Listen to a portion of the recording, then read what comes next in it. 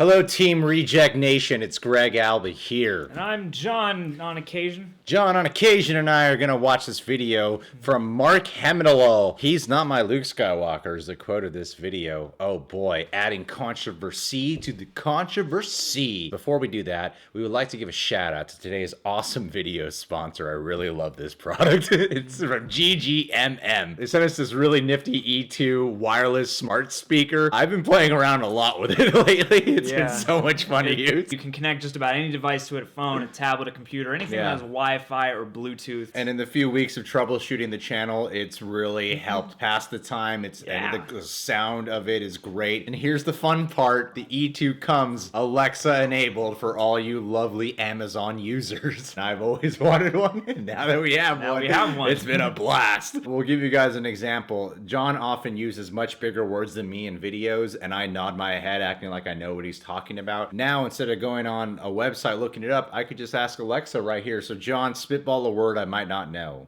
Defenestrate. Oh, that's when you... I have no idea. Alexa, what does defenestrate mean? The term defenestrate means throw through or out of the window. Yeah, it's pretty concise. Alexa, who is Mark Hamill? Mark Richard Hamill is an American stage, screen and voice actor. Alexa, do you like Tyrone Magnus? I don't have an opinion on that. Alexa, everybody likes Tyrone.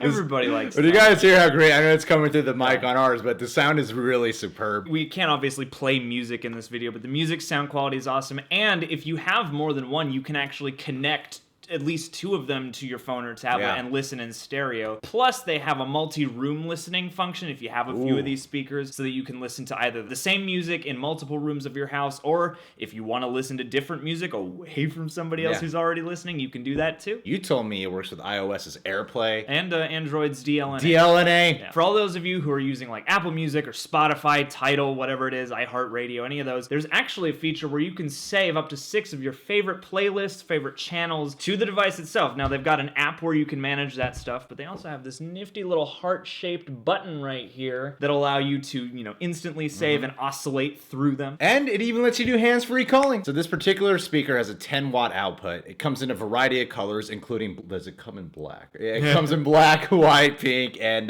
this nifty little blue color. Yeah, and you can find these E2 wireless smart speakers on Amazon, but click our special link so that they know we sent you, and if you enter our special code, which is GGMME2SS. You know, our initials. That's right. You will get an extra 20% off, which is pretty rad. And they're already affordable to begin with. And they've got a 5-star rating currently on Amazon. So it's a worthy investment. It makes a great stocking stuffer for this coming Monday. So let's watch this video finally. I said to Ryan, I said, Jedis don't give up. I mean, even if he had a problem, he would maybe take a year to try and regroup.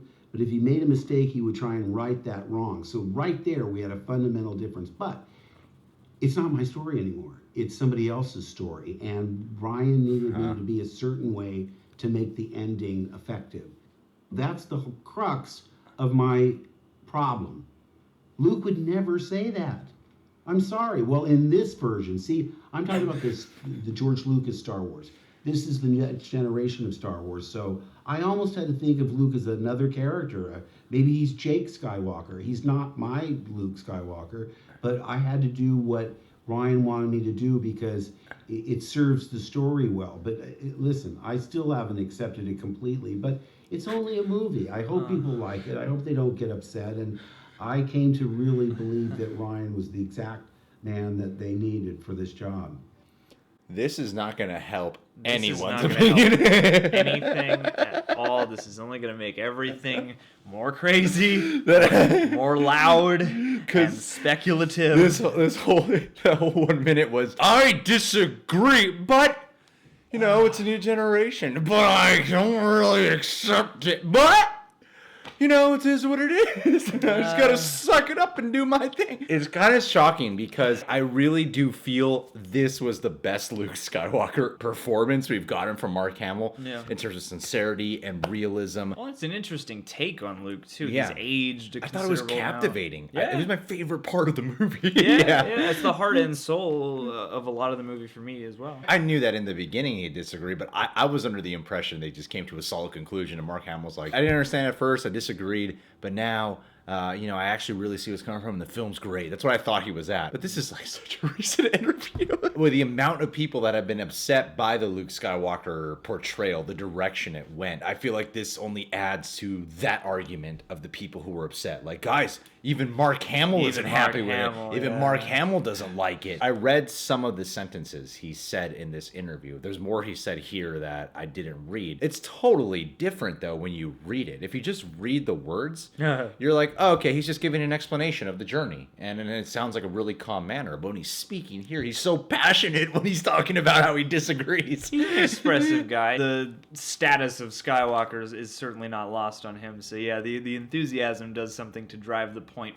further. I think what's surprising about it is he clearly feels stronger about the disagreement than he does about the decision to go through with it. And it really shows in the tone and the enthusiasm of disagreement passion when he's talking. Yeah, and got me cringing. Kudos to him for just giving it his all still and turning in a great performance based on something that isn't, you know, resonant with him. Yeah, this makes me feel stranger, and now I wonder what Disney is going to do. The film is still massively successful, but they clearly listen to and consider feedback, so now I wonder what this is all going to mean for Part 9, and it seems like there's too much forward momentum for them to, like, completely alter the course or anything like that, but I wonder if 9 might not be as bold because of this, like if even Mark Hamill is like, yeah, I'm not too keen on this. I don't know, or maybe Disney really wants to strike out for a new generation. I mean, I get torn when I think deeply about this, because I don't often. Thinking about it now, yeah, if it's a new Star Wars for a new generation, I don't understand at all the frenzy people are allowing themselves to be worked into, but I get feeling a little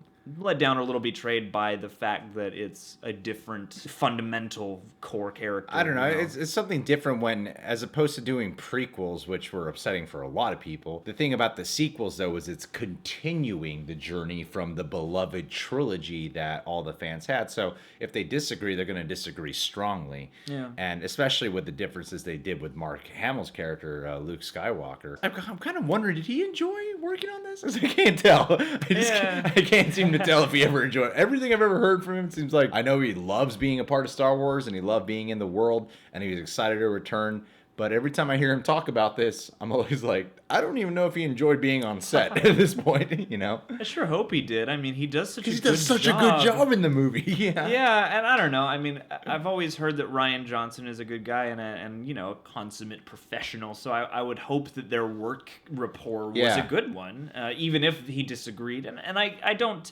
think that that's impossible. You know, his vibe here is enthusiastic, but I don't think it's to say, like, screw what he wanted to do, I think it's dumb. I think he just disagrees, you know? Well, I don't know. To me, it seems more along the lines of he's given his opinion and then he backs it with what Disney would want him to say. Fair. That's what it sounds like, because he has two completely different tones when he's talking about it. Yeah, and he does seem like a guy who approaches Star Wars from a fan and insider perspective simultaneously. Well, guys, how do you feel about the way Mark Hamill feels? Please put your comments down below. Share. Oh my god, I wasn't expecting him to start cringing at what he's saying. Well, you guys can subscribe to The Real Rejects. You can click that notification bell. Make sure to follow us on social media. And last but not least, make sure to enter that special promo code. Follow the link in the description box. Make sure to get yourself one of them GGMM E2 wireless smart speakers.